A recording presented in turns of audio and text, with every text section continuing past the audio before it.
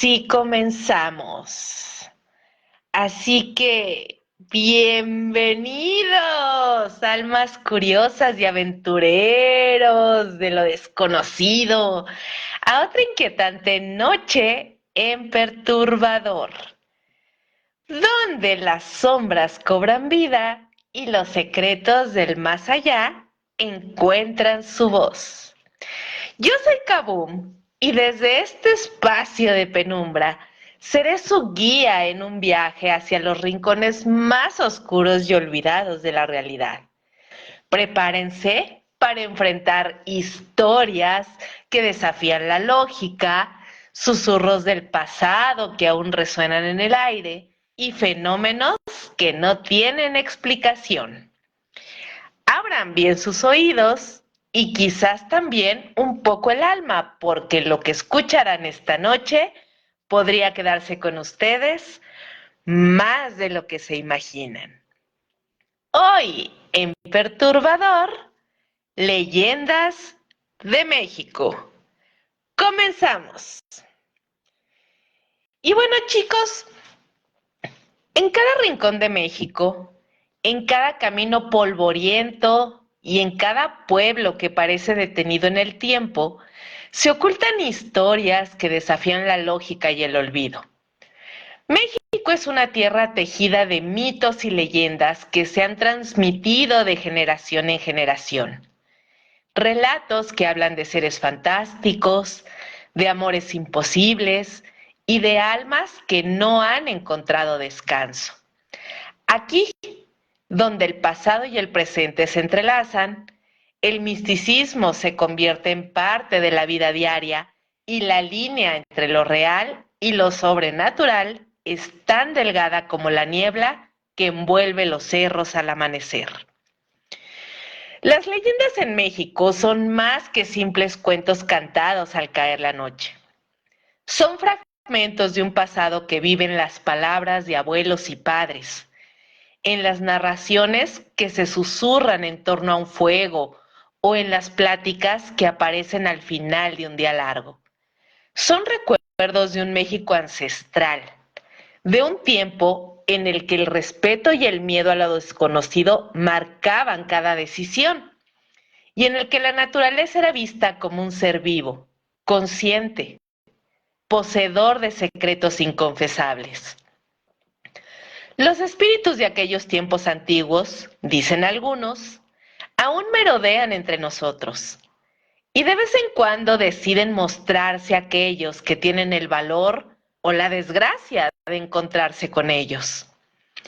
En México de las leyendas, es un México donde los árboles son testigos de secretos, donde los ríos esconden tragedias y donde los cerros guardan figuras que solo se revelan a aquellos que saben ver. Es un lugar donde los vivos y los muertos conviven, separados por un velo tan fino que a veces parece romperse. En cada relato se guarda un fragmento de sabiduría, una advertencia para quienes creen que los espíritus y seres de antaño han sido olvidados. Así que prepárense para sumergirnos en un México antiguo y profundo, en sus sombras y en sus misterios. Los invito a conocer México, tierra de leyendas donde cada paso puede ser el inicio de una historia que perdurará, o tal vez de un encuentro con lo desconocido. Hoy tendremos 10 leyendas misteriosas, así que prepárense su bebida y botana favorita porque iniciaremos con la leyenda del árbol de vampiro. Y viene directamente desde la ciudad de Guadalajara, Jalisco. Escuchen bien y pongan mucha atención. La leyenda del árbol del vampiro en el Panteón de Belén, ubicado en el corazón de Guadalajara, ha fascinado a generaciones por su oscuridad y misterio. Este cementerio, que originalmente fue conocido como Santa Paula y se construyó en 1846, ha sido testigo de muchas historias inexplicables, pero ninguna tan inquietante como la del vampiro que, según dicen, aún espera su venganza.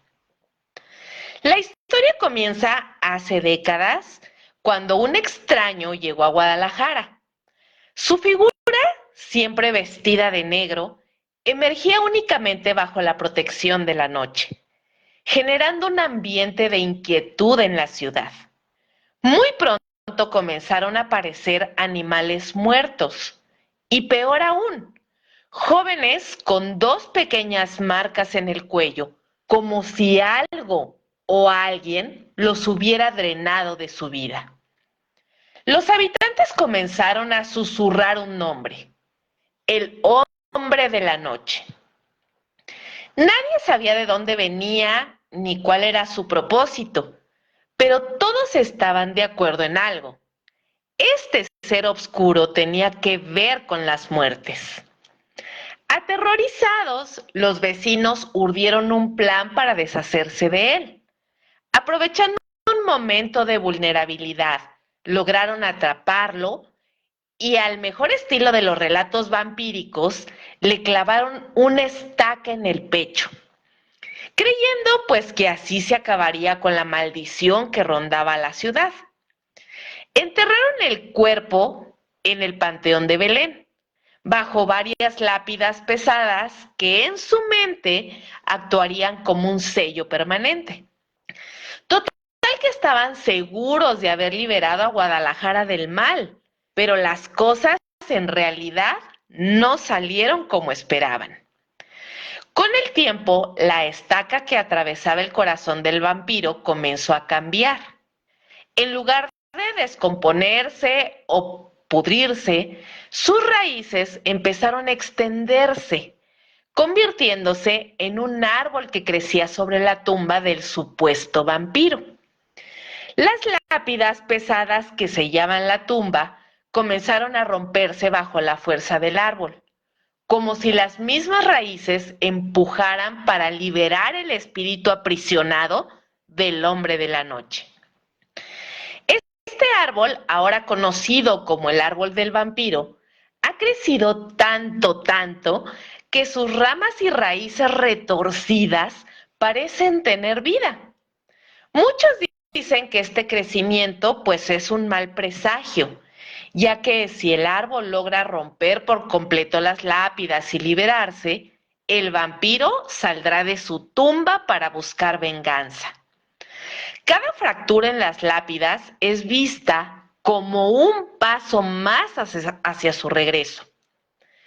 El Panteón de Belén, con su aire antiguo y su silencio sepulcral, guarda esta historia entre sus muros. Durante las noches, algunas personas aseguran escuchar susurros que parecen provenir del árbol, como si el espíritu atrapado tratara de comunicarse. Otros afirman haber visto sombras que se mueven entre las tumbas, especialmente cerca del árbol. Y muchos juran que una energía fría y opresiva rodea el lugar. Esta atmósfera siniestra ha convertido el panteón en un destino de peregrinación para quienes buscan lo paranormal o desean sentir el escalofrío de lo inexplicable. Los más osados visitan el lugar en la oscuridad, creyendo que quizás podrán ver el momento en el que ese vampiro logre romper su prisión de raíces y piedra. Y aunque el avance del árbol es lento, algunos aseguran que cada año el crecimiento parece acelerarse, como si se acercara el día en que las lápidas no puedan contenerlo más. La leyenda del árbol del vampiro sigue viva en el imaginario colectivo de Guadalajara. Es una advertencia, una promesa y una historia que se transmite de generación en generación, recordando a todos que en el Panteón de Belén el pasado puede despertar de su sueño y arrastrarse hacia el presente. Algunos afirman que en cada visita el árbol pareciera más grande y sus sombras mucho más profundas, como si realmente se estuviera preparando para la inevitable venganza del vampiro enterrado en sus raíces. ¡Guau! Esta historia me encanta. ¿Qué les parece esta historia del árbol del vampiro en el Panteón de Belén? ¿Alguno de ustedes es o conoce Guadalajara? ¿Alguno de ustedes conoce el Panteón de Belén?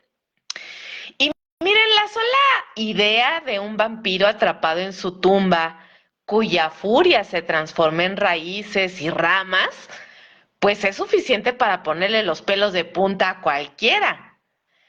La gente de Guadalajara ha visto a este árbol crecer pues cada año, empujando esas lápidas como si quisiera liberarse. Algunos dicen que si el árbol logra pues romper sus ataduras, el vampiro se va a salir y va a cobrar venganza. Pero ¿ustedes creen que será solo una leyenda o un oscuro aviso? ¿Ustedes qué creen? Miren, en el mundo de lo paranormal, a veces lo más inquietante no son las respuestas, sino las preguntas que quedan flotando en el aire. ¿Cómo la ven? Muy buenas noches, Marian. Buenas noches, ciudadano. Buenas noches, Gabo. Espero que se le estén pasando muy bien. Llegaron justo a tiempo. Buenas noches, Gerardo. Y bueno, ¿qué les parece si nos vamos a la historia número 2? Y viene directamente desde Chihuahua, Chihuahua. Y es la leyenda de la Pascualita. Así que abran sus sentidos, que viene la leyenda. Ok, chicos, la leyenda de la Pascualita ha dejado una huella profunda en la historia de Chihuahua y más allá en el imaginario colectivo de todo México. Desde su llegada a la tienda La Popular en 1930, esta enigmática figura ha desatado rumores, teorías y sucesos inexplicables que pues continúan alimentando el misterio que la rodea hasta el día de hoy. La historia cuenta que la joven Pascualita era hija de la dueña de esa tienda. La señora se llama Esperanza Perales de Pérez. Y bueno, esta chica estaba a punto de casarse con su prometido cuando sufrió un trágico accidente. Resulta que la picó un alacrán. Y pues bueno, tal vez no hubo tiempo de llevarla velozmente a algún servicio médico y pues por la picadura murió.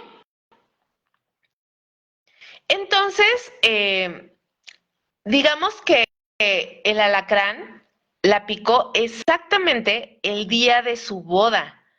Entonces, inconsolable por la pérdida, la mamá de Pascualita tomó una decisión que dejaría una marca imborrable en la historia.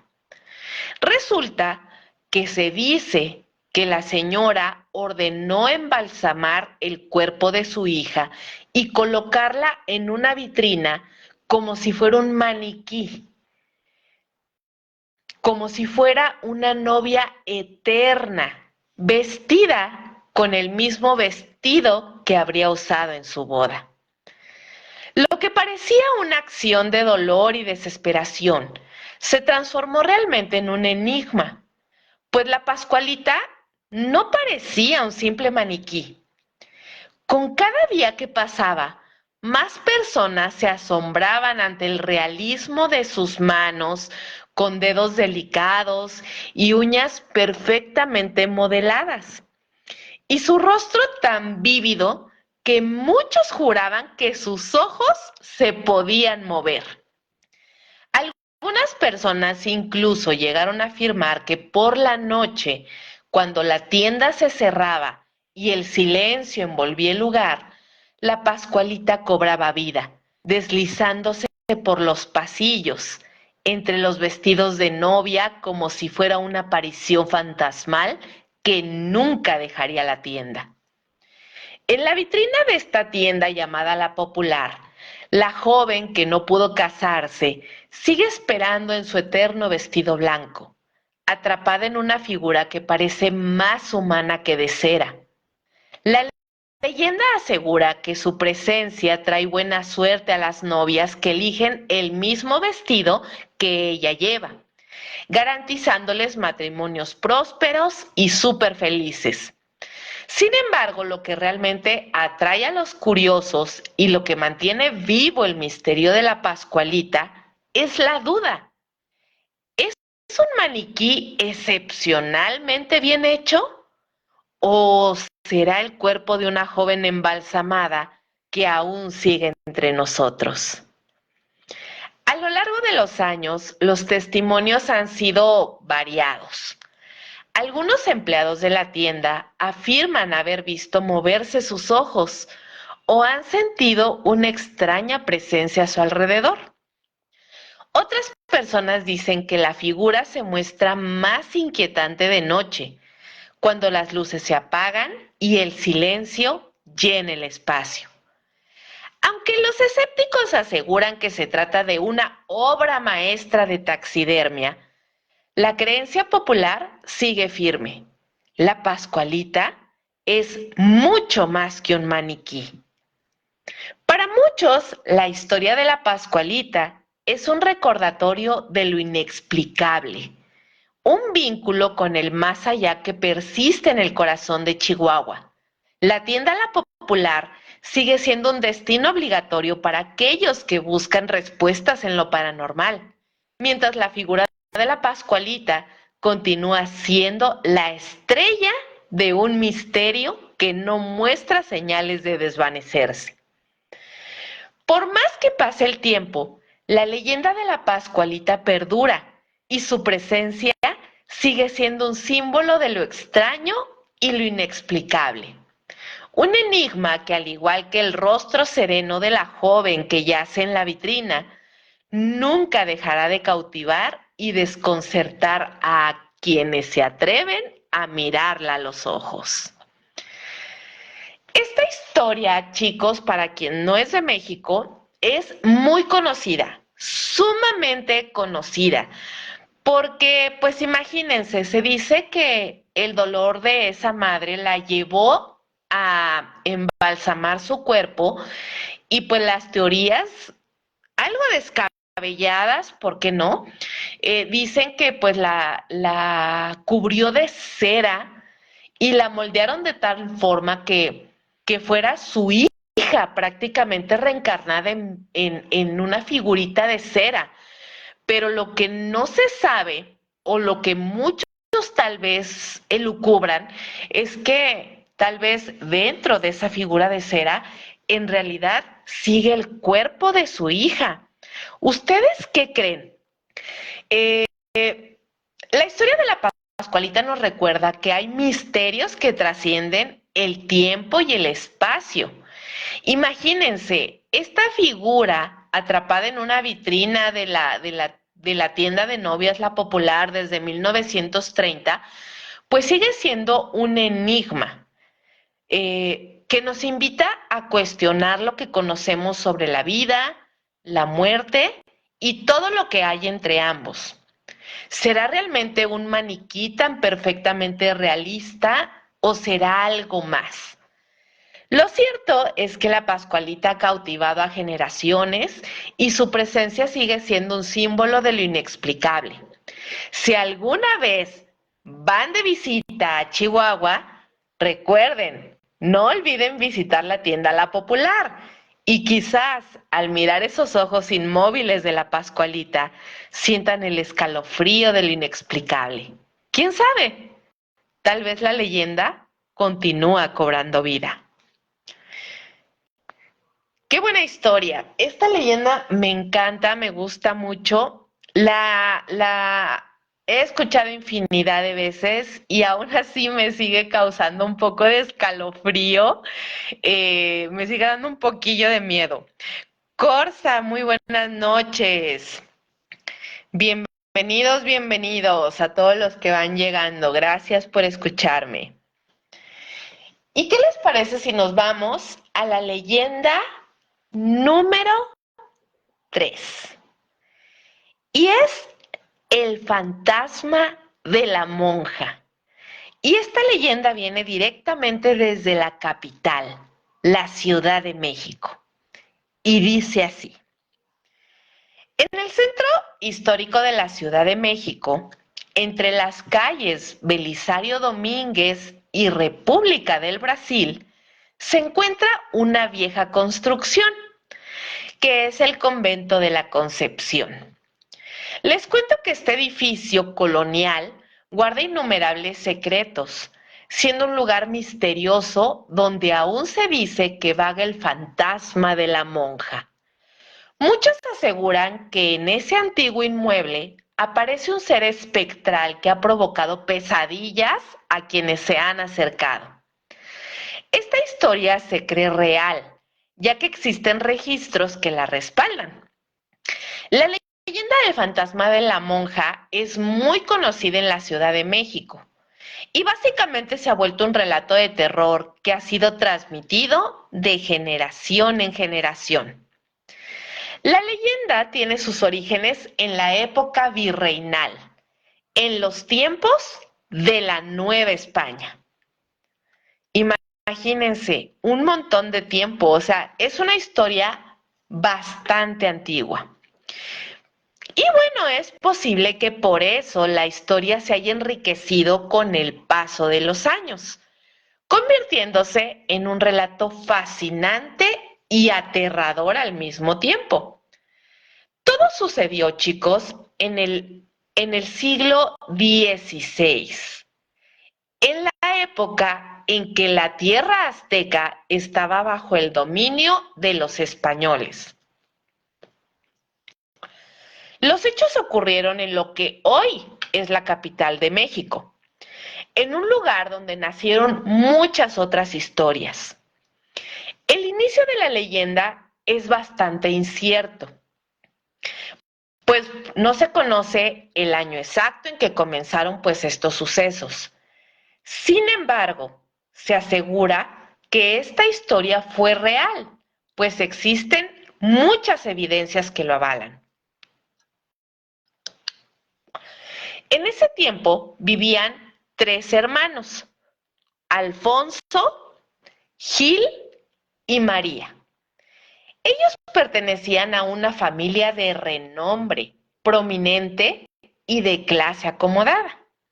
María de Ávila, la más joven de estos 3 hermanos, era una bellísima doncella que poseía varios encantos. Sin embargo, tenía un gran defecto. No conocía la malicia, era muy inocente. La joven, a pesar de estar rodeada de lujos, nunca mostró orgullo y su sencillez y amabilidad cautivaban a todos. Pero esta virtud sería realmente su perdición. Los hermanos Ávila eran dueños de grandes propiedades, vastos terrenos y ranchos que se extendían por todo el lugar. Su posición social era bastante destacada y su fortuna muy considerable. Sin embargo, esta misma riqueza sería la que los llevaría a la desgracia. La suerte de la familia se torcería y el enemigo ya los acechaba sin que lo supieran. El destino quiso que María conociera a un joven trabajador que laboraba para la familia, un hombre de origen mestizo llamado Arrutia. Este hombre, ambicioso y sin escrúpulos, pronto se dio cuenta de que podía escalar a la riqueza si lograba casarse con María. Su plan era bastante claro: enamorar a la joven para obtener la fortuna de la familia Ávila. Un plan plan que la ingenua María realmente nunca sospechó. Muy pronto, la joven se vio atrapada entre las redes de este hombre, quien ya había diseñado su estrategia para alcanzar sus propios intereses.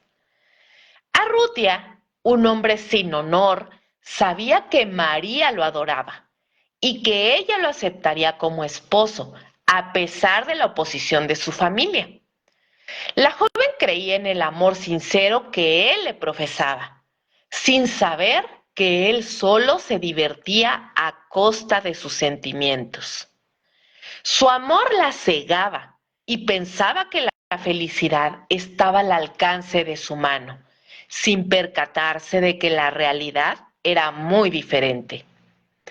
El destino cambió cuando una noche en la cantina del pueblo, Arrutia comenzó a presumir en voz en cuello sobre su futura boda con María. Un fanfarrón que no podía contenerse su emoción, lo que generó un rumor que pronto se esparció como pólvora. Cuando los hermanos de María, Alfonso y Gil, se enteraron, confrontaron al tipo. Arrutia, con toda desfachatez, aceptó la verdad, pues sabía que contaba con el amor de María y que nada lo detendría. Los hermanos Ávila, súper enfurecidos, le ofrecieron una gran suma de dinero para que dejara a su hermana en paz. Arrutia aceptó el trato sin dudar y partió hacia Veracruz con los bolsillos llenos de dinero, dejando atrás a la joven súper triste. María, al enterarse de que su amado había partido a otro estado, pues cayó en una profunda tristeza. Lloró amargamente, pues su corazón roto no encontraba consuelo. Y cuando descubrió la verdad, se sintió vacía. La ilusión de un futuro juntos se desmoronó por completo y la joven quedó sumida en la desesperación. Pensó que ya nada tenía sentido y que viviría con el dolor del desamor por el resto de su vida. Pero solo Dios podría salvarla de esa profunda depresión, o al menos eso es lo que María creía. Fue entonces cuando su hermano Alfonso, viendo el sufrimiento de su hermana, le propuso ingresar a un convento. María, por supuesto, sin otra opción, aceptó. También Gil dio su consentimiento. Y así, la joven, decidida a entregarse a la fe, se vistió con el hábito sagrado y se recluyó en el convento de la Concepción, buscando encontrar paz en la oración y en la dedicación a Dios. Creía que solo en ese lugar su corazón podría hallar la calma y la paz, que su alma también encontraría la serenidad que tanto necesitaba. Y enclaustrada, María pasaba sus días orando y pidiéndole a Dios que borrara la imagen de su amado, aunque en su interior seguía albergando la esperanza de que Arrutia algún día regresara. Sin saberlo, el hombre que la había engañado había regresado. Sí, chicos, Arrutia volvió, exigiendo más dinero a los hermanos de María, y algunos cuentan que Gil lo mandó a desaparecer, mientras que otros afirman que Arrutia se volvió a ir con las bolsas llenas de dinero. Cuando María supo que él había regresado, su débil corazón volvió a latir con fuerza. Se dio cuenta de la amarga realidad. Su amado nunca volvería y ella quedaría nuevamente herida. Decidió por completo que no lloraría más, que el amor enfermizo que había sentido debía terminar. Y en eso tomó una decisión definitiva. Una noche en su celda del convento se escucharon sollozos. Era la monja que sufría por su amor fallido. María lloraba en la oscuridad, su corazón roto, y oraba pidiendo perdón a los cielos. Aquella mujer, decidida a acabar con su sufrimiento, salió sigilosamente hacia un árbol de durazno en el jardín del convento, con una cuerda en las manos. La ató a una rama y se la colgó al cuello. En ese momento se escuchó un terrible alarido, un grito de agonía que se dice aún resuena en las noches de la ciudad. Desde esa noche, el fantasma de la monja vaga por el convento y sus alrededores, dejando escapar un desgarrador lamento que dice: ¡No veniste! Y dicen que es el espíritu de María que aún le reclama a su amado el abandono. Se cuenta que su figura, macilenta y cadavérica, se ve balanceándose entre las ramas del árbol donde puso fin a su vida. Se le ve un rostro desfigurado, sus ojos desorbitados, vistiendo el hábito blanco de monja. El espectro de María, un ente vengativo, persigue a los enamorados y muchos aseguran que si te encuentras con ella, vas a estar no en graves, gravísimos problemas. ¡Guau! Esta historia yo no la había escuchado y me parece muy buena historia. Realmente en la Ciudad de México hay muchas historias, pero digamos que ya son muy populares, muy conocidas. Y me parece que esta historia, por lo menos para los que estamos fuera de la Ciudad de México y evidentemente para los que están fuera del país, pues les resultará increíblemente buena. A mí me parece increíble. Aquí en los comentarios díganme qué les pareció esta historia. A mí me pareció buenísima. La leyenda del fantasma de la monja. Y tienen razón, es una de las historias que por lo menos yo he escuchado que son más escalofriantes, que de alguna manera pues los habitantes de la Ciudad de México pues se la han ido pasando de generación en generación y me parece un relato bastante trágico, sobre todo por el fin de María, una joven cuya vida se desmoronó a raíz de un amor traicionado que la llevó a tomar una decisión fatal en el convento de la Concepción. Esta leyenda, que nació en la época virreinal, pues al parecer sigue viva a través de los siglos, no solo por su componente aterrador, sino también por la lección que deja. La tragedia del amor no correspondido y la obsesión que puede llevar a la desesperación de una persona es increíble. Hoy en día muchos, como les decía, aseguran que ven esta figura fantasmal con el alma atrapada entre la vida y la muerte vagando por el convento. Y pues dejando escapar ese aterrador grito que no me imagino lo que se debe sentir en la noche. Una historia que sin duda sigue siendo perturbadora para todos los que se acercan al lugar con la esperanza de no encontrarse con ese fantasma. Muy buenas noches, Uriel, muy buenas noches, Ricardo. Bienvenidos, bienvenidos. Y vámonos a la leyenda número 4. Y viene directamente desde el estado de Guerrero. Y es la leyenda de la mujer del candil. Y miren, la leyenda de la mujer del candil es un relato espeluznante y misterioso que ha trascendido generaciones en la Costa Grande de Guerrero. En la orilla de las playas de esta región, a veces cuando la luna se oculta y el cielo está envuelto en la oscuridad más profunda, aparece una luz tenue que cautiva a quien la ve. Esta luz se intensifica a medida que se acerca y es el anuncio de la presencia de un espíritu conocido en aquella zona como la mujer del candil. La leyenda tiene su origen a principios del siglo XX en la Costa Grande de Guerrero. una región que abarca 8 municipios, incluyendo Atoyac, Tecpan, Zihuatanejo y Acapulco. Conocida por su belleza natural, su gente sencilla y su cercanía al mar, esta zona también guarda sus secretos más oscuros, como la historia de la mujer del candil. Cuenta la leyenda que una humilde mujer de la región había pasado toda su vida ahorrando, recolectando monedas de oro con un sueño en su corazón: viajar hasta el Vaticano para poder ver al Papa, como un acto de devoción y gratitud.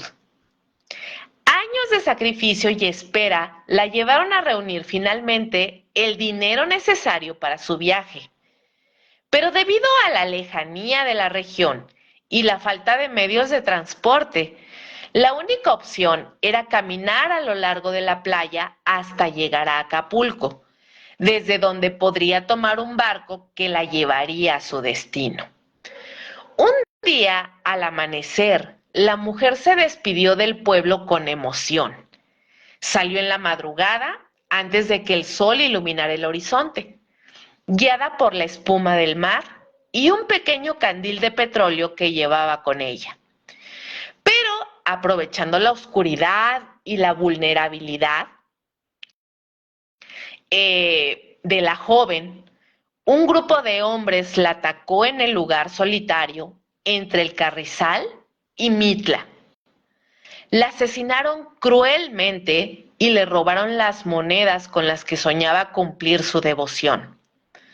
Desde esa trágica noche, su espíritu nunca encontró paz. A partir de ese momento, los habitantes de la región comenzaron a contar que en las noches sin luna, una luz tenue comenzaba a brillar en la orilla del mar. La figura de una mujer vestida de blanco, cuyo ropaje se confundía con la espuma de las olas, aparecía lentamente caminando por la playa.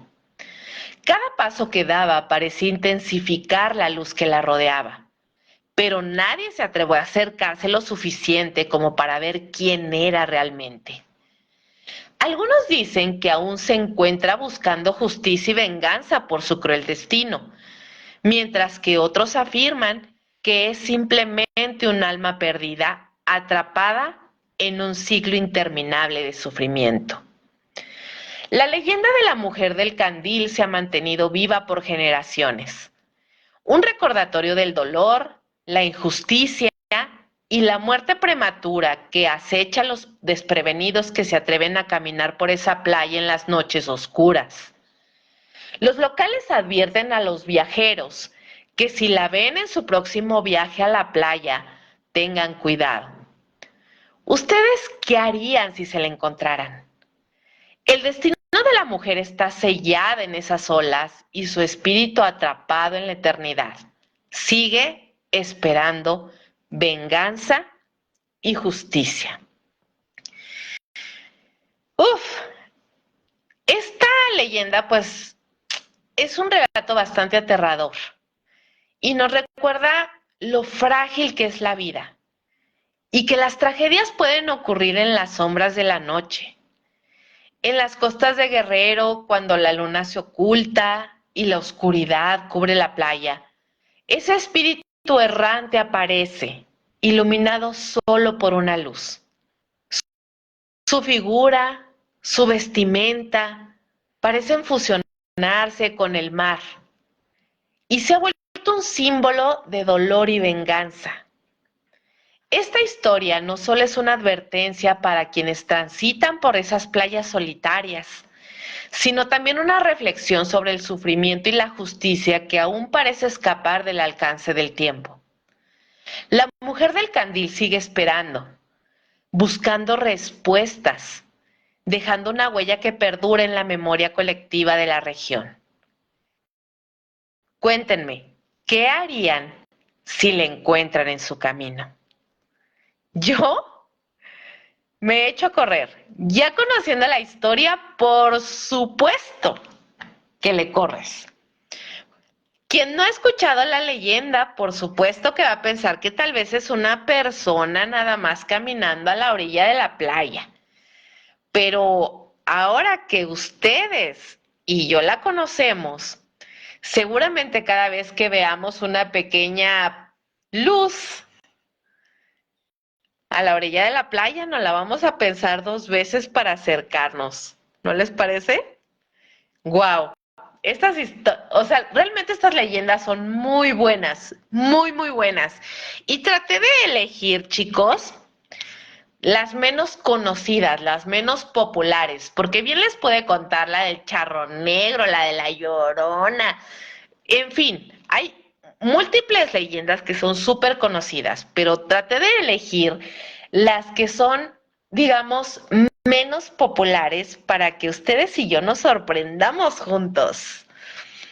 Ahora vámonos a la leyenda número 5 que viene directamente desde el estado de Zacatecas.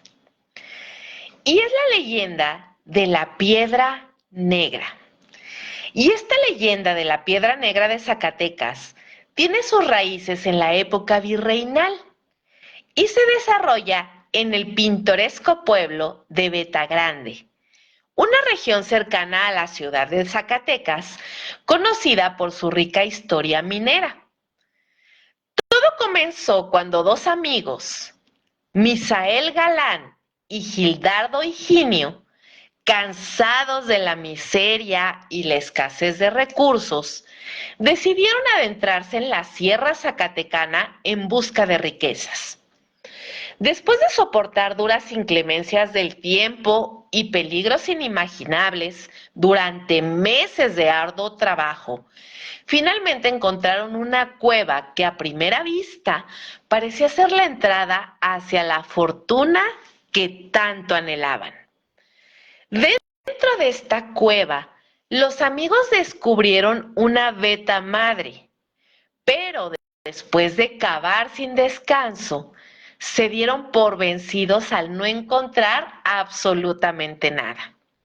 Fue entonces cuando en un momento de desesperación, Gildardo lanzó una maldición contra la tierra, exclamando: ¡Maldito seas, cerro infernal! ¡Ya entrégame mi riqueza!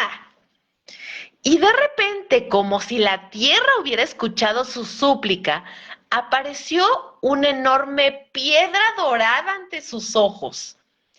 Desbordados de la emoción, por supuesto, estos dos amigos pensaron que finalmente sus sueños se habían hecho realidad. Pero antes de celebrar, Gildardo envió a Misael al pueblo cercano a comprar víveres y bebidas para festejar, mientras él se quedaba con la piedra. Y fue entonces cuando un espíritu maligno apareció ante él y en tono burlón le susurró: ¡Ja! ¡Qué tonto! La piedra es tuya, pero no creas que Misael va a compartir la riqueza contigo. Pregúntale cuando regrese si los dos son ricos. Total que intrigado y cegado por la avaricia, Gildardo decidió cuestionar a Misael a su regreso. Misael, molesto por la insinuación, le respondió con mucha firmeza: sí, soy rico. Pero la desconfianza de Gildardo lo llevó a un desenlace fatal. Lleno de rabia y sin pensarlo, atacó a Misael con un puñal, quitándole la vida para quedarse con la famosa piedra. Pero pues al tomar la piedra, el espíritu de la cueva se le apareció una vez más y le dijo: te dije que la piedra era tuya, pero no te dije que te la podías llevar. Ahora, por haber matado a tu amigo, te quedarás aquí para toda la eternidad. Y en ese mismo momento, en la Catedral de Zacatecas, el párroco Fray Buenaventura había recibido noticias de extrañas desapariciones en Betagrande. Total que el párroco decidió viajar a la cueva para investigar y al llegar encontró un panorama aterrador. Decenas de cadáveres rodeaban la entrada y los hombres que habían intentado rescatar a los amigos también habían muerto. Al entrar en la cueva, descubrió el cadáver de Misael y a Gildardo completamente enloquecido, aferrado a la piedra dorada. El párroco Fray Buenaventura, temeroso de lo que allí había sucedido, procedió a rociar agua bendita por toda la cueva. Y fue entonces cuando la piedra dorada perdió su resplandor y se convirtió en una oscura piedra negra. Para evitar que la maldición se siguiera propagando, el cura decidió trasladar la piedra a la catedral, que en ese momento pues se encontraba en construcción, con la esperanza de que su influencia negativa pues se acabara. Se cuenta que la piedra negra sigue ahí, en la Catedral de Zacatecas, incrustada en una de sus paredes. Desde la calle del Ángel es posible alcanzar a ver la piedra y se dice que si alguien se acerca demasiado a ella, puede escuchar un extraño sonido proveniente de una pequeña campana cercana. La piedra es considerada como una piedra maldita y sigue siendo un recordatorio del precio que se paga por la avaricia y la traición. Si alguna vez visitan la Catedral de Zacatecas, no dejen de buscar esta enigmática piedra. Tal vez te traiga su misterioso poder, pero cuidado, su oscura historia de muerte y traición aún resuena en sus cercanías. ¡Guau! La leyenda de la piedra negra de Zacatecas es una historia fascinante. Fascinante que mezcla la avaricia humana, el espíritu vengativo y la maldición ancestral. Esto, pues vaya, yo me imaginé perfectamente la época virreinal, me imaginé estos dos amigos buscando fortuna que se ven consumidos por su propio deseo de riqueza. Díganme quién no, después de pasar tanta hambre y carencias, no se volvería loco al encontrar una piedra dorada creyendo que es oro. Y esto pues obviamente los lleva a un trágico desenlace.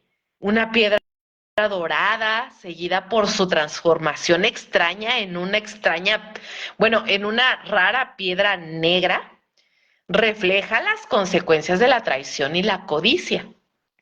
Y hoy en día la piedra pues sigue siendo un recordatorio tangible de la historia de esta población llamada Betagrande, atrapada en las paredes de la catedral de la mismísima Zacatecas, donde muchos creen que sigue ejerciendo una misteriosa influencia. Esta leyenda no solo habla de la visión desmedida, sino también del poder que tienen las historias para perdurar, transformando la realidad en algo más allá de lo tangible. ¡Guau! ¡Guau! ¡Guau! Me encantó esta historia. Eric, muy buenas noches. Sí, qué bello, da bello. Y ahí les va una historia que no les conté, sino la mencioné en programas pasados. Y viene directamente desde la ciudad de Morelia, Michoacán. Y se llama La leyenda de la mano en la reja. Un preámbulo. Yo conocí en algún momento la historia, visité en algún momento el lugar, solo que no recordaba realmente cómo era la leyenda. pero afortunadamente la encontré y la traigo para ustedes porque es bastante interesante. La leyenda de la mano en la reja se remonta a la época colonial en la ciudad de Morelia, donde vivía la familia de Leonor y su padre, don Juan Núñez de Castro, que era un comerciante de la región.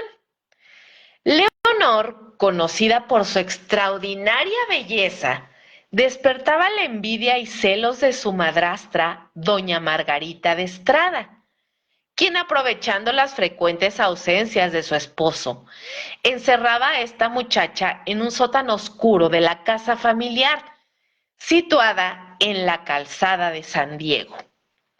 Durante estos largos periodos de encierro, Leonor solo tenía permitido salir los domingos para asistir al santuario guadalupano, donde un día conoció a Manrique de la Serna, un capitán de la guardia del pueblo. La atracción entre ambos fue pues instantánea, de inmediato, y entre ambos nació un amor secreto. Sin embargo, la relación no pasó desapercibida, y en una ocasión, doña Margarita sorprendió a los dos enamorados. Temerosa de que su hija pudiera casarse con Manrique, la madrastra ideó una cruel venganza. Se le ocurrió encerrar a Leonor en el sótano, prohibiéndole la comida y el agua. Desesperada, la muchacha rompió una de las tablas de madera del sótano que daba a la calle y desde allí extendió su mano pidiendo ayuda. Sin embargo, los lamentos de Leonor no fueron escuchados hasta que su madrastra, al oír los gritos y los ruegos, mandó cubrir el hueco de inmediato. Mientras tanto, el joven Manrique se ausentó para gestionar los permisos necesarios para casarse con Leonor. Pero al regresar a Morelia junto a don Juan, comenzaron a buscarle en vano. Cuando finalmente la encontraron, pues ya era demasiado tarde. Leonor había muerto de hambre y desesperación en aquel sótano. A pesar de su trágica muerte, Manrique pues no dejó que su amor quedara inconcluso. La enterró vestida de novia y le dio sepultura, mientras que doña Margarita fue arrestada por su cruel trato. La leyenda cuenta que en las noches se puede ver la mano de Leonor asomándose por la reja del sótano, pidiendo agua y comida, tal como lo hacía en vida. Se dice que la inquietante visión de su mano y su voz se escuchan aún para quienes pasan cerca del lugar. La casa que fue hogar de Leonor ahora está remodelada y se encuentra en la calzada de Fray Antonio de San Miguel, número 228, en el centro histórico de Morelia. Actualmente, esta casa se volvió un centro cultural de la UNAM y está catalogada como un monumento histórico, preservando la memoria de esta trágica leyenda que sigue cautivando la imaginación de quienes visitan la ciudad. ¡Wow!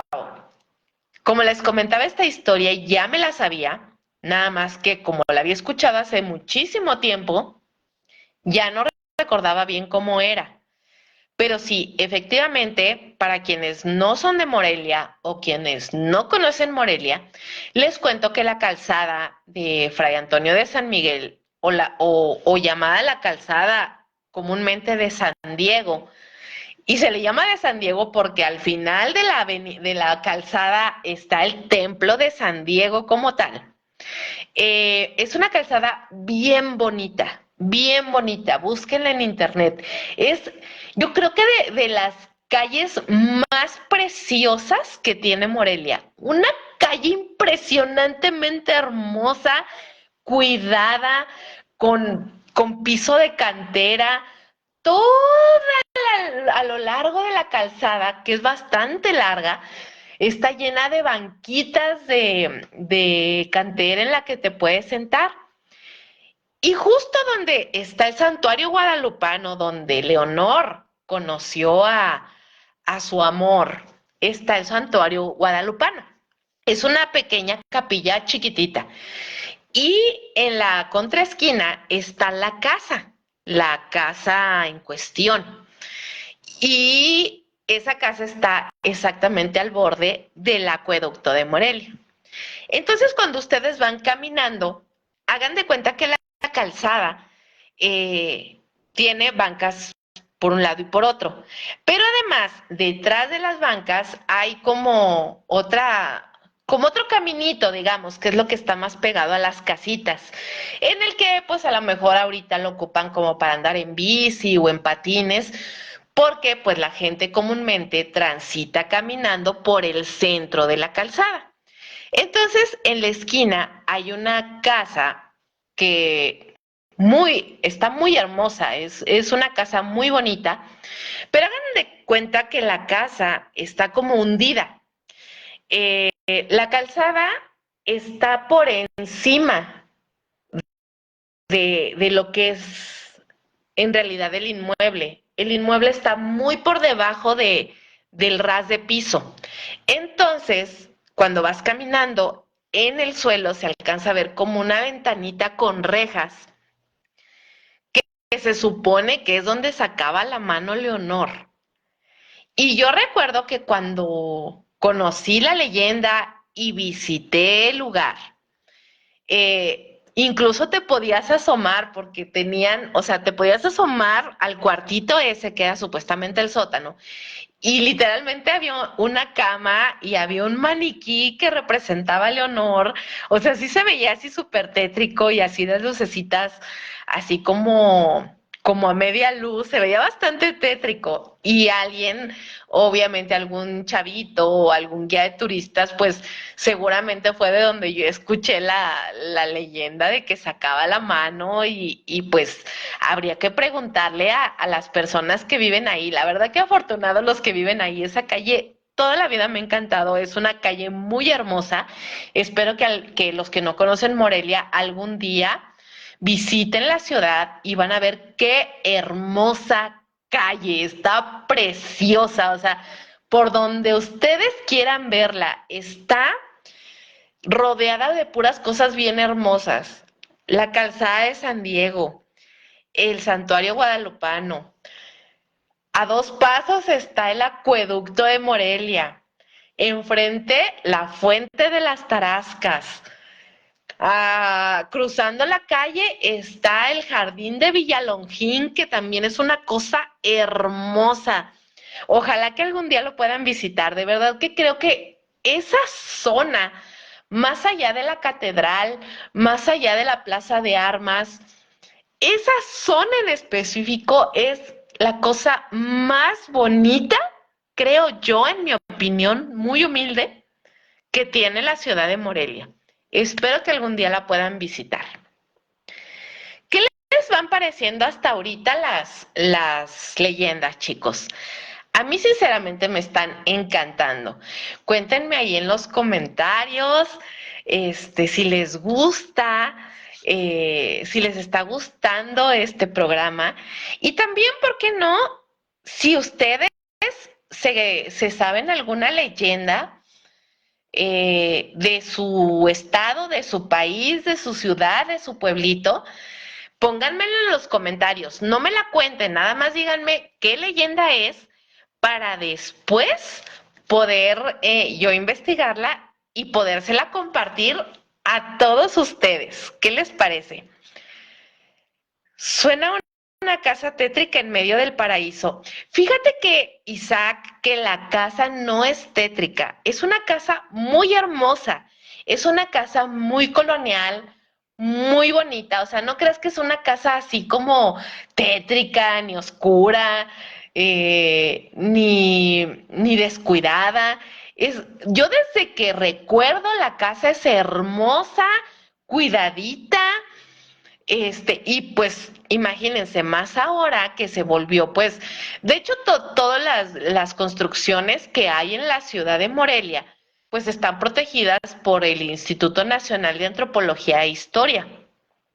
Entonces, pues todas las construcciones, aunque sean construcciones que están habitadas por personas y no solamente monumentos históricos o oficinas de gobierno o lo que sea, están protegidos por el Instituto Nacional de Antropología e Historia. Entonces, siempre tienen que mantenerlas bien conservadas, bien arregladitas. Cualquier remodelación tiene que ser consultado con el instituto y no, te la imaginas mal. Es una casa muy hermosa, muy, pero muy hermosa, para nada da miedo. Hasta que conoces la historia o la leyenda, es cuando se te enchina la piel, pero realmente es una casa muy linda, rodeada de cosas muy hermosas. Espero que algún día la puedan visitar y conocer la ciudad como tal, porque de verdad, a mí me deja con la boca totalmente abierta esa zona tan linda. Es una zona muy, muy linda.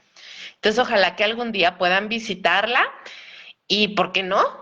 Meter la mano ahí en la ventanita donde sacaba la mano Leonor. ¡Qué miedo!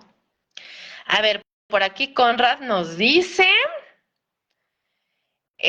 la piedra del diablo en Tlalpan. Ok, Conrad, tomo nota. La del torero del Palacio de Hierro en la Condesa. Wow, esa me parece interesante. Claro que sí, sí, sí, la voy.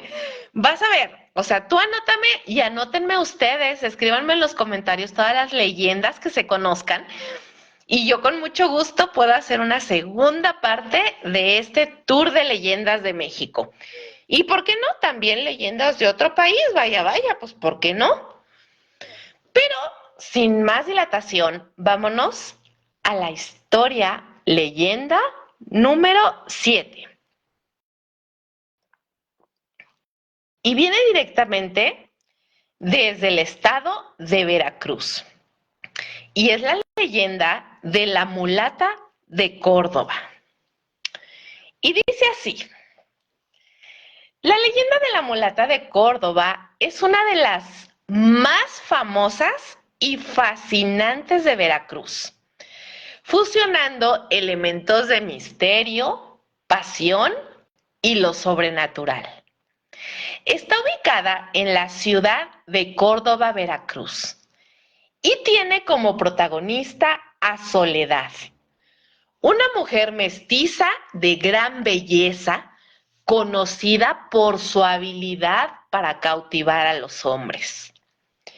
Según las versiones más populares, vivió en el siglo XVII y además de su inigualable atractivo físico, poseía poderes sobrenaturales que utilizaba para hechizar y controlar las emociones de aquellos que caían bajo su encanto. Se cuenta que la mulata había aprendido los secretos de la brujería y utilizaba sus conocimientos para manipular a los hombres que quedaban rendidos a sus pies. Su poder no solo estaba en su belleza, sino en su fascinante capacidad para controlar los sentimientos de los demás. Los rumores sobre sus habilidades se extendieron rápidamente y muchos hombres de la ciudad, desde nobles hasta comerciantes, caían bajo su hechizo. Sin embargo, Soledad no buscaba el amor verdadero, sino que más bien se deleitaba manipulando y dominando a los hombres que se enamoraban de ella. A medida que su poder crecía, también lo hacía la animosidad hacia ella. Los celos y la ira se desataron entre los hombres, decepcionados por la mujer que los había hechizado, llevándolos a querer vengarse. Un relato popular cuenta que la mulata se enamoró de un joven y apuesto capitán, pero pronto la historia dio un giro cuando él, desconfiando de las intenciones de la mujer, comenzó a investigar sobre su pasado.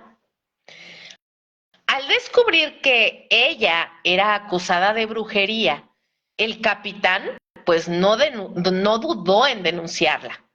La condena fue inminente. Soledad fue arrastrada, arrestada y llevada a juicio. A pesar de su belleza y encanto, nadie, absolutamente nadie, pudo salvarla de su condena y fue ejecutada. La leyenda relata que antes de su muerte, ella dejó un último acto de magia. Se supone que dibujó un barco en la pared de su celda y antes de su ejecución le dijo a uno de sus carceleros que si su voluntad era que el barco navegara, así lo haría. En un acto inexplicable, Soledad desapareció dentro del dibujo, llevándose consigo el barco hacia el mar. Personas cercanas al puerto afirmaron haber visto el barco navegando hacia el mar abierto, a pesar de que el puerto estaba cerrado debido a las fuertes lluvias. La mulata de Córdoba no descansó ni con su muerte. Se dice que su espíritu sigue vagando por la ciudad, especialmente en la plaza de la iglesia de San Sebastián, donde aún se pueden escuchar su voz y sentir su presencia en las noches oscuras. La leyenda de la mulata ha perdurado a través del tiempo, no solo como una advertencia sobre los peligros de la brujería y la manipulación, sino también como un relato sobre cómo la belleza y el poder pueden ser tanto seductores como destructivos. Hoy en día, la leyenda de la mulata sigue viva en la tradición popular de Veracruz, reflejando la compleja historia social y cultural de la región, donde las influencias indígenas, africanas y españolas se entrelazan. En un relato que nos invita a la reflexión sobre lo que es el poder y la pasión, y que sigue fascinando a aquellos que en la oscuridad de las noches veracruzanas buscan descubrir el misterio detrás de su historia. Ahora, dato curioso, se dice que la cárcel en la que la mulata estaba detenida fue en la famosísima cárcel de San Juan de Ulúa, justamente ubicada en Veracruz. Así que pues, si un día llegan a ir a Veracruz, estaría muy padre que fueran a la cárcel de San Juan de Ulúa. Esta cárcel yo la catalogaría como, ya no es cárcel obviamente, ya es un destino turístico en Veracruz, pero yo la compararía como el Alcatraz de México, porque tal cual, es una cárcel que está literalmente en el mar. Es una cárcel que ahora pues es un destino turístico, muy conocido, de los más conocidos en Veracruz, pero se dice que ahí fue donde tenían, digamos, recluida o detenida a la mulata. Entonces, estaría increíble. Yo Veracruz lo visité hace, muchísimos años. Pero sería interesante volver a ir para ver si algún guía de turistas pues nos puede contar un poco más o si se conoce esta leyenda de la mulata o si puede corroborar que ahí esa mujer estuvo recluida. Estaría fantástico, ¿no les parece? A ver, vamos aquí. Isaac, apuntaré Morelia en mi próximo viaje. Sí, sí, sí, sí. Me parece un bonito destino para visitar, Isaac. Es un buen destino, un destino muy, muy bonito. Exactamente, sí, Isaac. Justamente en la cárcel de San Juan de Ulúa fue donde estuvo el famosísimo preso Chucho el Roto. Toda la razón. No, no se me había venido a la mente, pero sí tienes toda la razón. Ahí fue donde estuvo Chucho el Roto, es correcto. Y bueno, ¿qué les parece si nos vamos a la leyenda número 8 de la noche? Y esta leyenda viene directamente desde Aguascalientes. Y es la leyenda del ángel del cementerio. En un rincón remoto de un antiguo cementerio en Aguascalientes, donde la bruma matutina se mezcla con los susurros del viento, se erige un mausoleo que ha desafiado el paso del tiempo. Su fachada está hecha de cantera rosada, cubierta por musgo y enredaderas, e irradia misterio y melancolía. Se dice que alberga los restos de una noble familia que vivió en la región hace siglos. Un linaje marcado por el amor, la tragedia y la esperanza. En la cima de este mausoleo se alza un ángel guardián, esculpido con tal detalle que parece que tiene vida.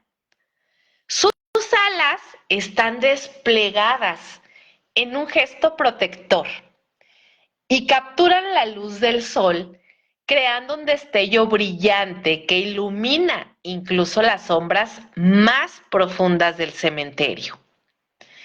Se cuenta que el ángel fue colocado ahí por el último miembro de la familia, quien deseaba que su linaje estuviera protegido y bendecido por toda la eternidad. A lo largo de los años, surgieron historias sobre esta estatua de ángel. Algunos afirmaban que en las noches de luna llena, el ángel despertaba y recorría el cementerio, velando por las almas errantes. Otros decían que sus lágrimas caían sobre las tumbas olvidadas, brindando consuelo a los que ya no eran recordados. Nadie dudaba de su presencia protectora, pues durante las tormentas, cuando el viento aullaba y los truenos retumbaban, la atmósfera del cementerio se volvía serena, como si una fuerza invisible apaciguara a los espíritus inquietos. Un día, un joven explorador llamado Iván, atraído por las leyendas de este cementerio y específicamente del mausoleo, decidió visitarlo. Desde que era muy niño, había escuchado relatos sobre el ángel guardián y por supuesto que la curiosidad lo impulsó a descubrir el lugar. Al llegar se sintió envuelto por una paz inexplicable. Al ver al ángel, una profunda tristeza lo invadió. En sus ojos percibió un brillo especial que parecía reflejar su propio dolor. Iván había perdido a su mamá y la soledad lo había acompañado durante años. Se arrodilló frente al mausoleo, rezando en silencio por el descanso eterno de su madre y por consuelo para su corazón. Para su asombro, un suave susurro en el viento parecía decirle: no estás solo. El amor trasciende el tiempo y el espacio. Y desde ese día, Iván visitaba regularmente el mausoleo, encontrando en el ángel un refugio para su tristeza. Con cada visita, su corazón se aligeraba y una conexión especial nacía entre él y el ángel guardián. Comenzó entonces a dejar flores frescas a sus pies y a contarle sus sueños y sus temores, sintiendo que de alguna forma el ángel lo escuchaba. La leyenda del ángel guardián creció e Iván pasó a ser parte de la historia del mausoleo. Años después, cuando la vida de Iván llegó a su fin, se dice que el ángel, en un acto de bondad eterna, acompañó su alma hacia la luz, reuniéndolo con su mamá en el otro plano astral. Hoy, este mausoleo sigue en pie, en el antiguo cementerio, y el ángel guardián, con sus alas extendidas y su mirada serena, continúa velando por las almas que buscan consuelo, recordando a todos que el amor nunca muere y que siempre hay esperanza en la oscuridad. ¡Qué hermosa historia! ¡Qué linda que está! La leyenda del ángel guardián en Aguascalientes me parece que es una historia conmovedora, de amor, consuelo y trascendencia. Imagínense la figura del ángel, protector de almas, símbolo de esperanza, que resalta la conexión espiritual entre la gente viva y la gente muerta. A través de la figura de Iván, la leyenda pues también aborda temas de soledad, de dolor, de redención, mostrando cómo el amor y el recuerdo pueden perdurar más allá de la muerte.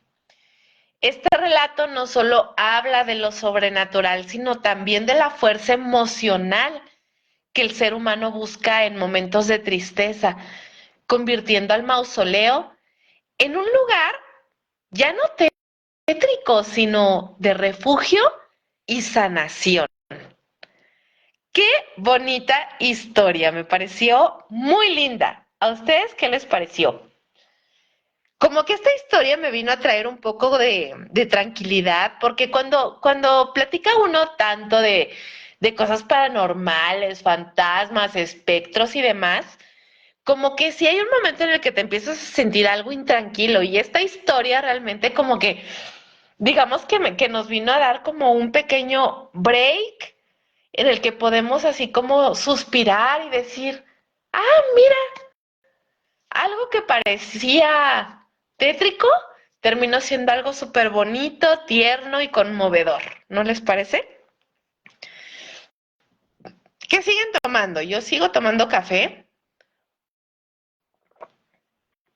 Ya siento como que la garganta me está traicionando. Tengo ya, bueno, yo creo que es porque hablo mucho.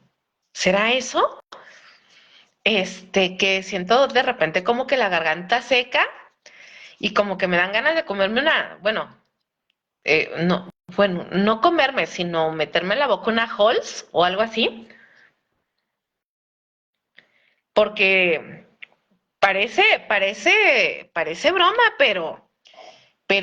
pero hablar cansa, ¿eh? Nunca creí decir tal cosa, porque parece que yo nunca me cansara de hablar y de escribir, pero, pero sí se cansa la voz, no crean. Lo bueno es que no soy cantante. Le puedo hacer la lucha si quieren. Me puedo echar una rolilla, este, mientras para ambientar, en lo que ustedes le dan un traguito a su mezcal, a su café. Puedo ambientar un poco el momento echándome una rola. O cómo ven ustedes. Nada, no se crean. Cero, cero. Soy la peor cantando. Yo creo que terminarían odiándome totalmente si me pongo a cantar en una de esas. Dice, chocolate caliente. Yes. Lástima que no tengo chocolate. Tengo leche, pero no tengo chocolate. ¿Sabes qué? Es que el chocolate a mí me gusta en tablilla. Y el que tengo es chocomilk. Y siento que hacerse un chocolate caliente con chocomilk, como que es una falta de respeto, fíjate. Conmigo mi mamá no se aburre. Uy, no, mi mamá esa blanchina. Mi mamá habla el triple que yo. El triple. Ella es muy platicadora también. ¿Y saben qué me gusta de mi mamá? Que ella también se sabe un montón de historias. Es como que en su vida pasada fue como una guía de turistas o como un libro de esos de guía turística de México y del extranjero, ¿eh? Ella sabe mucho, ella lee exagerado. Hubo una temporada en la que me parece que una amiga suya, bueno, desde toda la vida le ha gustado leer, pero una vez una amiga suya le prestó una caja repleta de libros. No sé si habrá traído 30, 40, no sé cuántos libros habrán sido, pero literalmente se echaba un libro por mes. Entonces, el platicar con mi mamá es algo que te puede hacer amanecerte y no cansarte de escucharla, porque se sabe la historia de todo.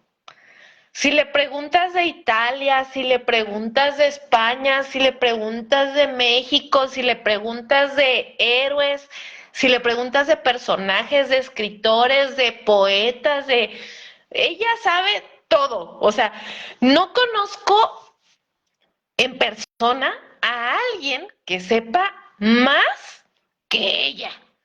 Un día, ojalá pueda invitarla para que junto conmigo platiquemos cosas interesantes sobre temas padres, así como de historia, para que todos conozcamos más y nos volvamos más cultos, chicos, porque la cultura como que ha dejado de ser interesante porque parece aburrida.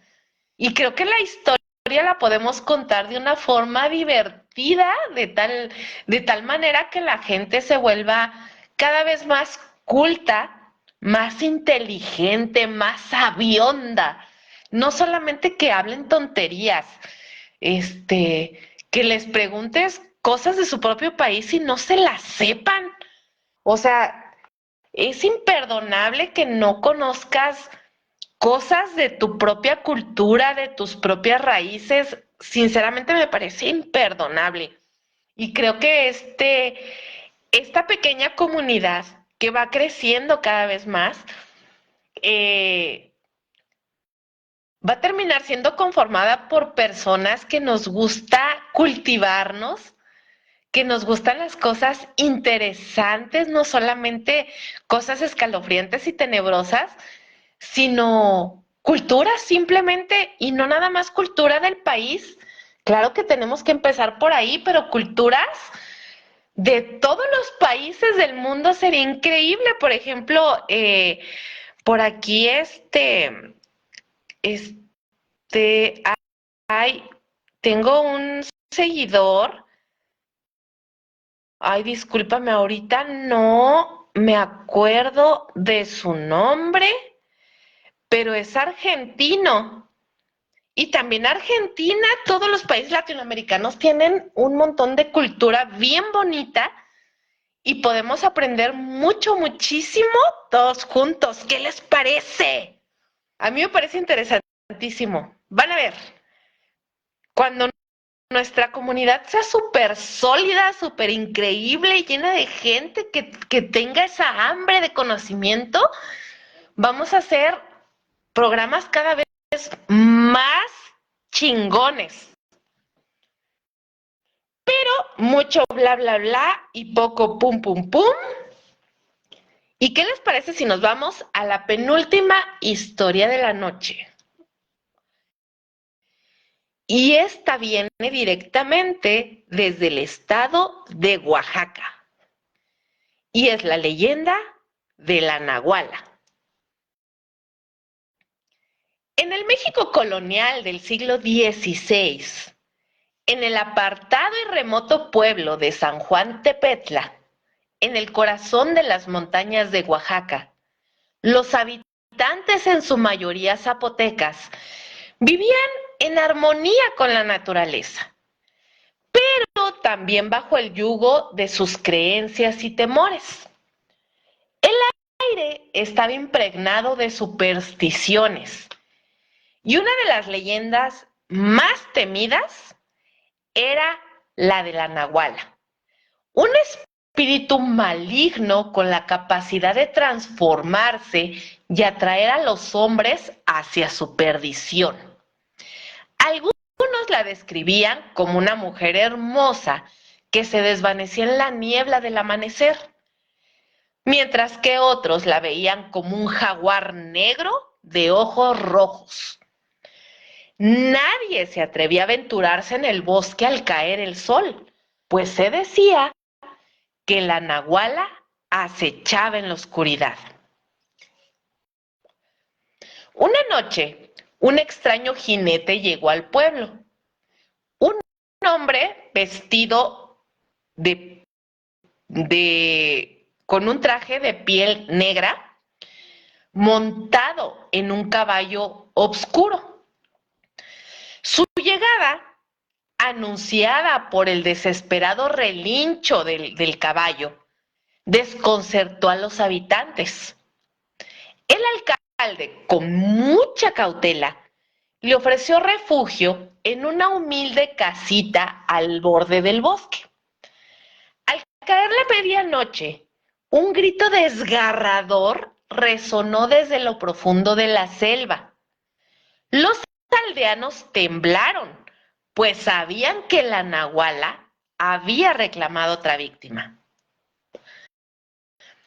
Este hombre extraño, que había visto ojos rojos acechantes en la oscuridad, se ofreció a cazar a la criatura con la ayuda de algunos hombres del pueblo. Adentrándose en el bosque, encontraron marcas extrañas y huellas de sangre. Al llegar a un claro, la nahuala se les apareció. Se dice, o ellos la describen como una figura femenina con ojos llameantes, moviéndose como una sombra. Tras un enfrentamiento en el que el extraño que llegó al pueblo a caballo logró herirla, la criatura desapareció en un torbellino de niebla, pero su presencia se seguía sintiendo. Días después, el extraño comenzó a comportarse de manera bien extraña, encerrándose en la casa de huéspedes, donde se escuchaban murmullos y extrañas sombras que emergían de su habitación. Perdón. El alcalde, pues bastante alarmado, confrontó al hombre, quien reveló la aterradora verdad. La nahuala lo había perseguido durante años y ahora había desatado su maldición sobre ese pueblo. Esa misma noche, la nahuala regresó al pueblo, trayendo consigo un montón de caos y desesperación. A pesar de los intentos por querer detenerla, la criatura se dirigió directamente hasta el hombre que venía a caballo, quien resignado la recibió. Ambos desaparecieron en un torbellino de sombras, dejando atrás un pueblo sumido en el silencio. Hoy en día, los habitantes de San Juan Tepetla aún cuentan esta historia y aseguran que en las noches sin luna, el eco del lamento de la nahuala y el hombre que intentó escapar aún resuenan en el viento que recorre el bosque. ¡Guau! Estas historias que vienen directamente de pueblos originarios, de pueblos indígenas, siempre me han parecido muy fascinantes. evidentemente las leyendas que vienen de ciudades ya establecidas, como la Ciudad de México, como ciudades capitales, como Zacatecas, como incluso la capital del estado de Oaxaca, que es Oaxaca, pues son increíbles, pero siempre, ¿no les parece como que las leyendas de pueblito, de ranchito, tienen como ese toque místico, encantador y alucinante? O sea, a mí me parece increíble, o sea, wow. Me parecen bien bonitas estas historias, sinceramente, de pueblos originarios. Y la leyenda de la Nahuala, pues es un relato bien cautivador, que combina terror y misticismo, destacando el temor a lo sobrenatural. Vaya, esto del extraño forastero atrapado por su propia maldición, que se convierte en una víctima y cómplice del mal que desata, pues digamos que transmite la idea de que algunas fuerzas oscuras son inevitables y la atmósfera de miedo y tensión persiste en cada rincón del relato. Muy bien, y vámonos al momento chimenguenchón, al momento trucutru, al momento chiqui chiqui.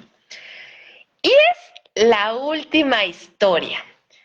Esta historia, bueno, esta leyenda, no solamente es de este lugar, no solamente es de México.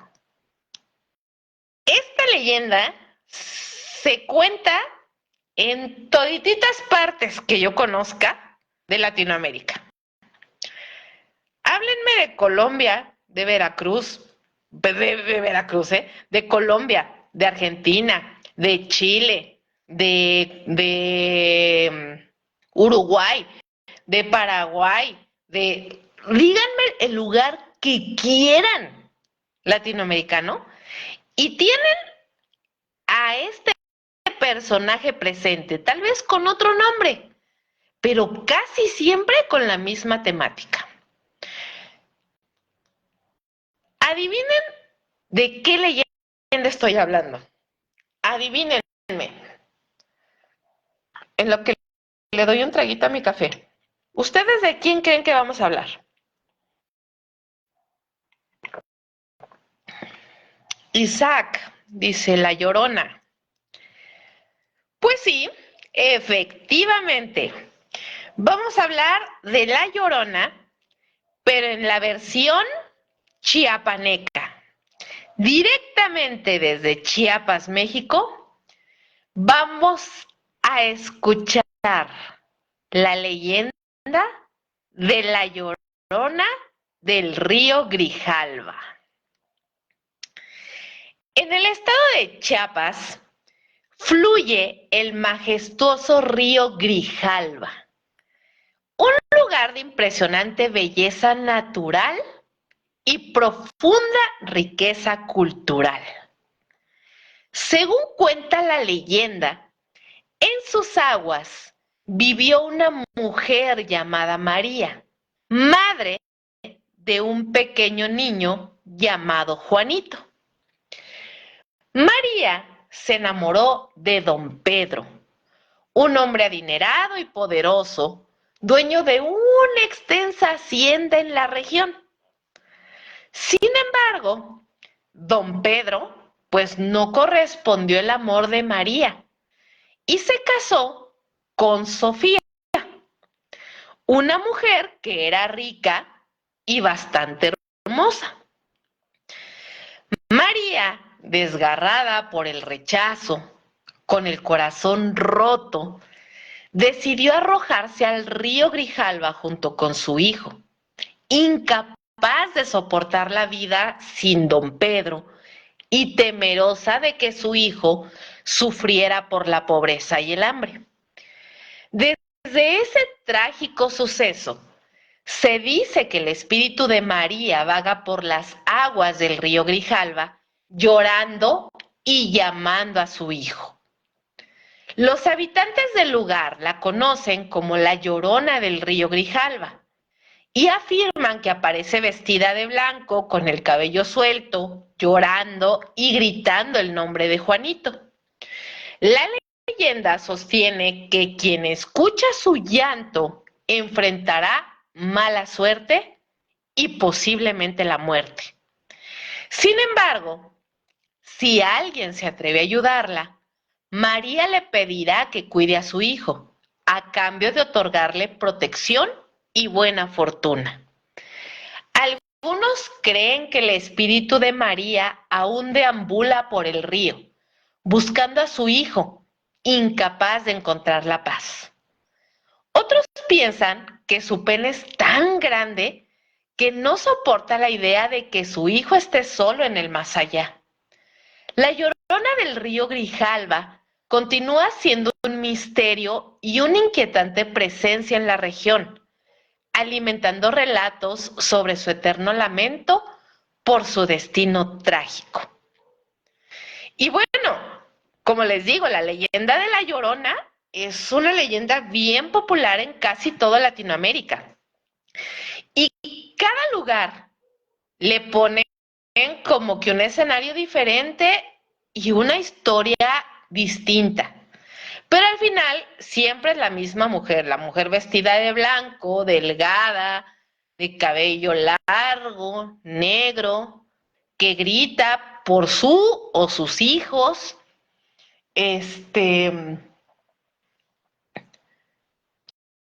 Y en muchos, yo he escuchado que en muchos países de Latinoamérica tienen nombres distintos, la manejan con nombres diferentes, pero como les digo, al final la historia converge en lo mismo, ¿no? Una mujer que con el corazón roto por el desprecio del hombre que amaba,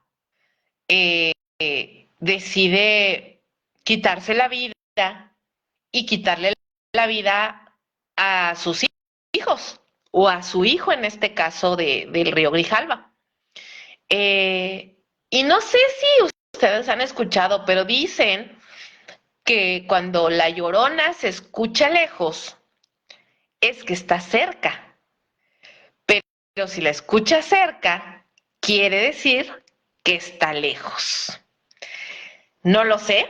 También por ahí existe no sé si en Colombia o en Venezuela, una leyenda que le llaman la leyenda del Silbón.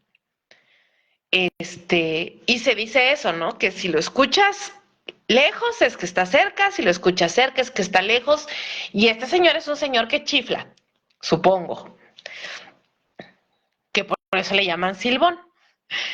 Pero más adelante, tal vez en alguna otra emisión más adelante, pueda traer leyendas ahora de Latinoamérica, porque vaya que tenemos una vasta cultura en Latinoamérica de leyendas impresionantes, de pueblos originarios, prehispánicas, de ciudad, de las que ustedes quieran, de todos los sabores, gustos y colores hay para dar y recibir. Entonces, wow, qué nochecita, qué bonitas narraciones, qué increíbles están las historias. A mí me encantaron, no sé a ustedes, me parecen unas historias bien cool. No sé si ustedes cuántas conocían, evidentemente la de La Llorona, pues es como un deber ser contarla como leyenda. Pero faltaron muchos, la del charro negro, por ejemplo, también es muy popular. Y esa tal vez la traiga en una parte número 2 de leyendas espeluznantes de México. Y bueno, así llegamos al final de esta noche en Perturbador, donde lo inexplicable y lo inquietante se dan cita para no dejarnos dormir. Recuerden que lo que escucharon hoy tal vez no solo se quede en su mente. A veces las historias encuentran un camino hacia nosotros y se quedan un poco más de lo que esperamos. Gracias por acompañarme y por atreverse a caminar en las sombras conmigo. Nos volveremos a encontrar aquí donde lo imposible se convierte en realidad y donde los susurros de la noche tienen algo que decir. Hasta entonces, manténganse alerta porque lo desconocido siempre está más cerca de lo que parece. Los espero el próximo viernes en punto de las 10 de la noche con otra emisión de Perturbador, pero no se les olvide que el día de mañana, sábado, 10 en punto, tendremos la segunda parte, porque ustedes lo pidieron, de los relatos paranormales, las experiencias paranormales de mis seguidores que se quedaron pendientes la semana pasada. Así que no se la vayan a perder, va a estar buenísima. La semana pasada el programa duró 2 horas y yo creo que por ahí va a estar mañana. Así que prevénganse, ¿qué les parece? ¿Qué les parece si nos compramos unos taquitos o una hamburguesa o un hot dog o una botanita, unos nachitos? Hay que pedir algo, ¿qué les parece? Pedimos algo rico de cenar, algo rico para tomar y nos disponemos a escuchar el resto de las historias que se nos quedaron ahí en el aire la semana pasada y nos pasamos una velada espeluznante porque ya saben que esas historias, esos relatos paranormales sí dan miedo mientras nos echamos un taquito. ¿Cómo la ven? ¿Hecho? Les mando muchos besos.